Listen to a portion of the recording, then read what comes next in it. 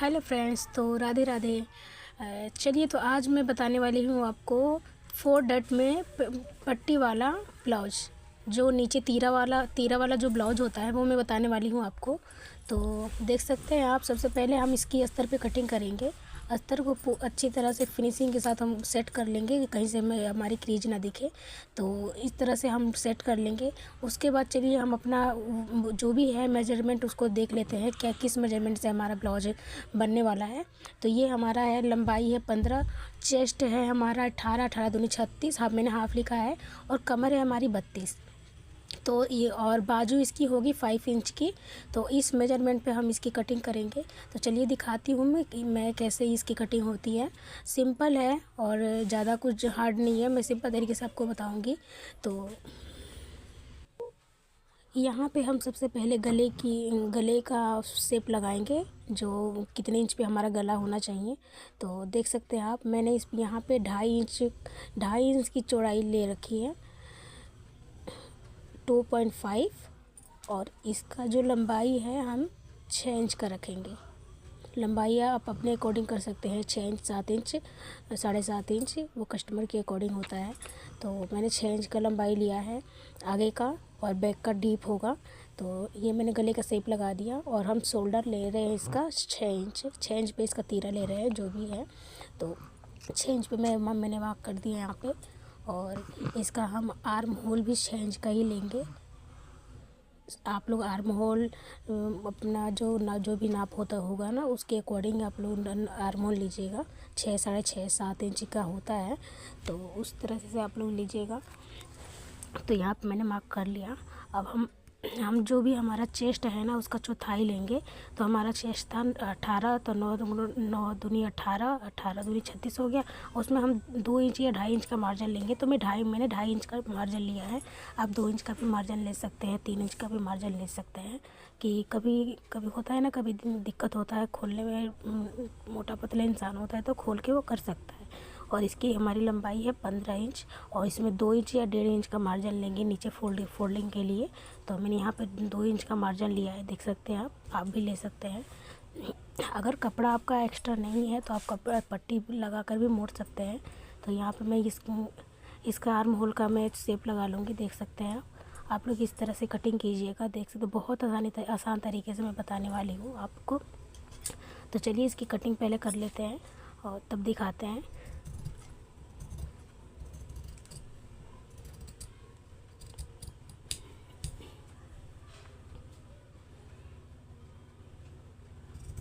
बहुत ही सिंपल तरीका है। और मतलब डिजाइन कोई ब्लाउजों में ना अलग अलग, जैसे आगे का पीछे का अलग अलग काटते हैं, उस तरह से भी बताऊंगी पहले अगली वीडियो में। आप लोग कमेंट कीजिएगा तो मैं बताऊंगी कैसे किया जाता है। फिर यहाँ से हम 2 भाग में इसको कट कर लेते हैं पहले, और फ्रंट हिस्सा और बैक हिस्सा को अलग कर लेते हैं।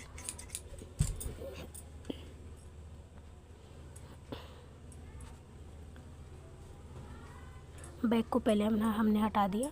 अब इसका फ्रंट हिस्से की हम कटिंग करेंगे। बीच में से 2 भाग कर देंगे हम।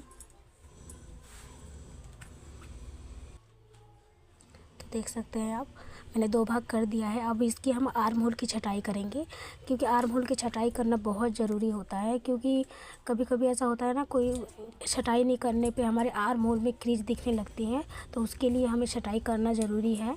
तो इस तरह से हमने 1/2 इंच का मार्जिन लेके मैंने इसकी छटाई कर ली, देख सकते हैं आप। और इसमें इसको बीच से कट कर देंगे हम।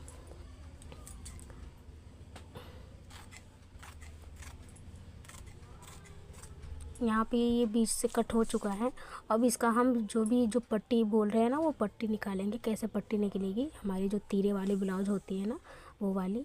तो उसमें भी आप उन नाप के अकॉर्डिंग ही किया जाता है। कस्टमर का जैसा साइज़ होता है उस हिसाब से करना होता है। तो नापना होता है पहले हमारा। तो मैंने यहाँ पे 13 इंच का लिया है। आप कस्टमर का नाप देख के कर लीजिएगा। मैं बताऊँगी आगे अगली वीडियो में कि नाप कैसे लिया जाता है ब्लाउज का। तो अभी तो ऐसे ही आप लोगों को मैंने समझा दिया। और यहाँ पे थोड़ा सा हम यहाँ पे कर्व दे देंगे, कि जो हमारा पट्टी होता है ना, उसे लगने के बाद जो हमारी फिटिंग बैठती है ना, बहुत ही फिनिशिंग के साथ बैठती है। तो इस तरह से आप लोग कटिंग कीजिएगा। और ये तिरछी जाती है, क्योंकि ये तीरा वाला है तो ये तिरछा ही जाएगा। और ऐसे इस तरह से हमारा कटिंग हो चुका है। ये देख सकते हैं फ्रंट हिस्से की कटिंग हो चुकी है। अब यहाँ पे हम शेप लगा लेंगे। शेप में हमेशा से आप 2 इंच का ही गैप लीजिएगा। 2 इंच का गैप लेने पे बहुत ही अच्छी हमारी गुलाई आती है इसकी। और देख सकते हैं मुझे एक्सपीरियंस है तो मैं ऐसे ही लगा देती हूँ। देख सकते हैं आप 2-2 ही बिना नापे ही 2-2 इंच का मैंने गैप दिया है, क्योंकि मुझे काफ़ी दिनों से एक्सपीरियंस है तो हो जाता है। तो आप लोग ये नाप के कीजिएगा। अब आते हैं बैक पार्ट के लिए। बैक पार्ट की कटिंग कैसे की जाती है। ये डोरी वाला नहीं है बैक, इसमें डोरी नहीं लगाना है। तो इसकी कटिंग भी बैक जिस ब्लाउज में बैक में डोरी नहीं रहता है ना और गला डीप होता है, उसका भी मेथड अलग अलग होता है। कि मतलब अगर हम जो आगे का हमने चौड़ाई लिया और बैक का भी लिया तो वो गिरने का डर रहता है, वो गिरता है। तो उसके लिए हम क्या करते हैं ना, उसकी कटिंग अलग ही होती है। तो इसमें तो मैंने सिंपल सा ही किया, क्योंकि वो थोड़ी सी हेल्दी है, मतलब बैक आ जाता है उनका ऐसे। तो इस तरह से मैंने कटिंग कर लिया 10 इंच पे। और ये बिना डोरी वाला है और बिल्कुल भी ये गिरने वाला नहीं है। और ऊपर से हम देख सकते हैं। अब इस तरह से आप लोग करेंगे ना तो आपका बिल्कुल भी कंधा जो है ना गिरेगा नहीं। तो यहाँ से हम 1/2 इंच का मार्जिन लेके इसकी छटाई कर देंगे। जैसे मैं कर रही हूँ आप लोग सेम ऐसे कीजिएगा, तो ये बिल्कुल भी गला गिरेगा नहीं और बिना डोरी के ही टिक जाएगा ये। क्योंकि कभी कभी ऐसा होता है 9 इंच 10 इंच का गला जो होता है डीप होता है 11 इंच का, तो उसमें वो कंधे जो ना गिरने लगते हैं। तो उसका हम क्या करते हैं ना, छोटी छोटी जो गलतियाँ होती है ना उसको हम ध्यान में नहीं देते हैं। इस वजह से हमारा जो भी है ब्लाउज का सूट का फिटिंग हमारा गलत हो जाता है। तो इस तरह से आप लोग कीजिएगा। देख सकते हैं यहाँ पे बैक का भी कटिंग हो चुका है। अब हम आते हैं बाजू के लिए। तो बाजू का भी जो भी है नाप के अकॉर्डिंग ही किया जाता है। आप हमारा आर्म कितना है, आर्म होल के अकॉर्डिंग उसमें 2 इंच का मार्जिन ऐड कीजिएगा, उसके बाद कटिंग कर लीजिएगा। तो मैं बाजू का ज़्यादा बता नहीं रही हूँ क्योंकि वीडियो लंबी हो जाएगी। तो बाजू का मैंने बिना शेप लगाए ही कटिंग कर दिया, क्योंकि मुझे एक्सपीरियंस है। तो मैं आगे चल के बहुत कुछ बताऊंगी आप लोगों को, कैसे बाजू की कटिंग, गले की कटिंग, हर जो डिज़ाइन आप लोग चाहेंगे मैं बताऊंगी।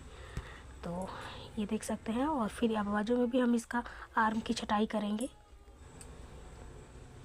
क्योंकि आर्म की छटाई करना बहुत ही ज़्यादा ज़रूरी होता है। कि अभी जो है ना कपड़ा जो होता है ना उसमें यही एक दिक्कत आती है कि आर्म होल में क्रीज आ रही है, जैसे लाइनें दिखने लगती है। तो इस तरह से आप लोग मेजरमेंट के साथ कटिंग करेंगे ना तो बिल्कुल भी ये मतलब ब्लाउज परफेक्ट बैठेगा ये। तो देख सकते हैं आप बाजू की भी कटिंग हो चुकी है मेरी। यहाँ पे मैंने निशान लगा दिया, क्योंकि कभी कभी ना उल्टा सीधा हो जाता है, तो इसलिए मैंने निशान लगा दिया। और इसको अब हम मेन फैब्रिक पे रख के इसका कटिंग करेंगे। तो मेन फैब्रिक पे रख के ना पूरे जितने भी हमने कटिंग की है ना पार्ट्स, उसको अलग अलग मतलब हर तरीके से सेट करेंगे। कहाँ ये आ रहा है, मतलब कपड़े को पूरा कवर करेंगे। कभी कभी कपड़ा हमारा कम रहता है, तो इस तरह से करने से हमारा पूरा कपड़ा भी वेस्ट नहीं होता है, पूरा निकल भी जाता है। तो इस तरह से मैंने कटिंग कर ली। ये मेरे ब्लाउज की कटिंग हो चुकी है। अब मैं इसको सिलने के बाद मैं इसका फाइनल लुक दिखाऊंगी आप लोगों को कैसा बनता है। मेरा ब्लाउज बन के रेडी हो चुका है, दिखाते हैं इसका फाइनल लुक। इसके भी सिलने के बाकी है, हुकाई करना है। कैसा होगा आप लोग बताइए। जो भी है देख सकते हैं आप कितनी फिनिशिंग के साथ ये बना हुआ है। हमारा तीरे का जो देखिए, कभी कभी ऐसा होता है ना कि तीरा जो है ना ऊपर नीचे हो जाता है, तो उसमें टक जो है ना ऊपर नीचे कोई लगा देता है तो हो जाता है। इस तरह से देख सकते हैं मेरा ब्लाउज का फाइनल लुक कैसा लगा कमेंट कर